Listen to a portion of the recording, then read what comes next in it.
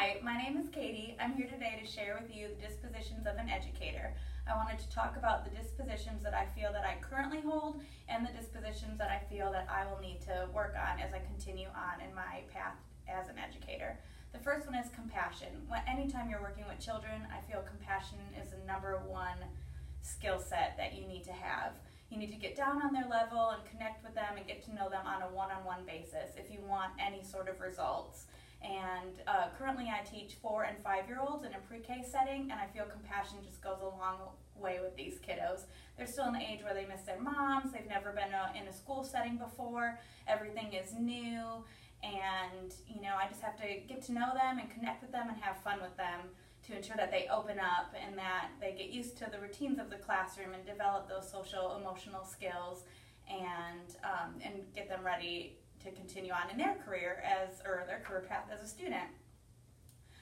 The next disposition is high expectations.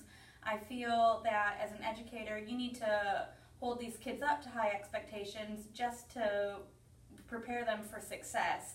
At home, it's easy to do whatever you may want, and a lot of kids at home aren't cutting and writing and working on their vocabulary and spelling words. And as an educator, I feel it's a different relationship from a parent. And if we have those high expectations, we can help them continue on and to work on things that they may be struggling with, or help them develop that sense of self and make them feel like successes instead of focusing on their failures. And that's where I think having high expectations for your students will come a long way.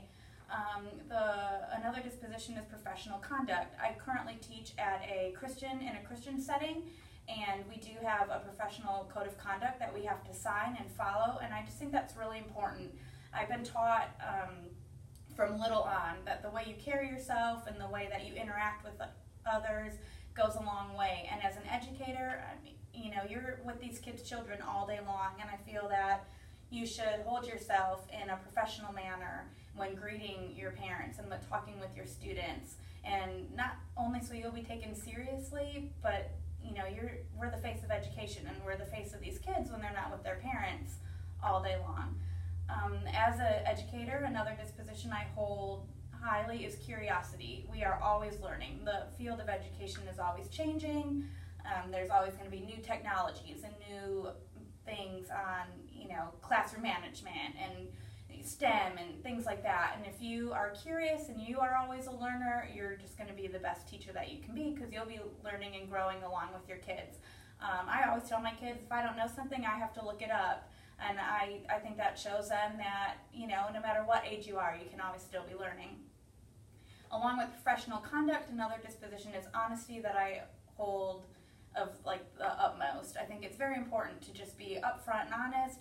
That's what we're teaching our kids to do and to be, and honesty is just going to help them be a successful adult. And as an adult, if we want children to be honest, we need to be honest, and we need to model that behavior.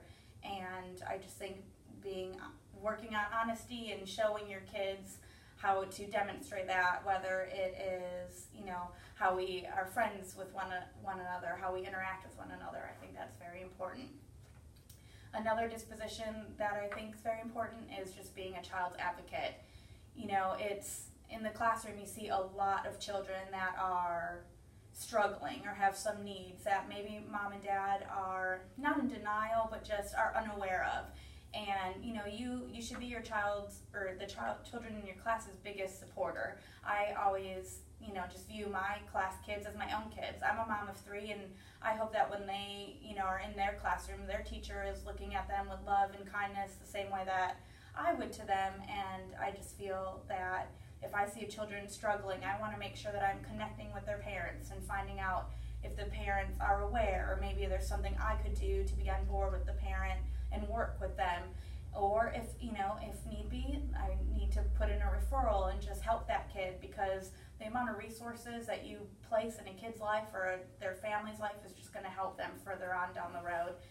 And the last disposition that I feel I currently possess is dedication. I love my job. I truly believe that teaching is my passion, And, I decided to go back and finish my master's in education because I truly am dedicated to this career field. Like, I want to get my master's and become the best teacher that I can be, and so that I can, inspire the next generation of our kiddos. The last few dispositions I wanted to share are ones that I feel that I can improve on as I continue on here at GCU and just on my career in my career field. One of those is reflection. I feel like it's so easy to look at your assessments or look at, your boss's critique of you and to be like, oh, I'm going to change that, but then never really put forth that time and effort, not because you don't want to, but because other stuff comes up or you have another area of focus or something you need to learn and I want to get better at, whether it's like self-assessing my students on a more individualized basis or looking at my lesson plans and really going in and critiquing how I can structure my learning to best fit the needs of the children. I also think that I can look at what, my boss's critique and really take that to heart and really focus on what she has to say, because it can be easy to assume that, oh, I've been doing this 5 years, so my way is the right way. But as I stated before, one thing that we always should be doing as educators is learning and growing, and I feel that reflection plays a big part in that. Respect for diversity is another area. While I feel that I am open and with all cultures and accepting and tolerant, that it's always just going to be an area that there's room for improvement on. Currently, I teach in a setting, and a lot of the families are military families, and everyone's from different backgrounds and different cultures, and I love getting to know them and getting to know their backgrounds and things like that. But I feel like if I move to a different area of the country or if I'm teaching in a different school setting, there's always going to be areas where I'm going to need to be tolerant of and and accepting of all students, because that's just important. You want to, in order to connect with these kids, you need to respect all levels. I have a few that are non-English speaking, and that can be very challenging trying to communicate with both the student and the parents, but I have to try and I have to open up to them because I want them to feel comfortable in the education setting as well. And the last area I feel like I will always have room to grow is fairness.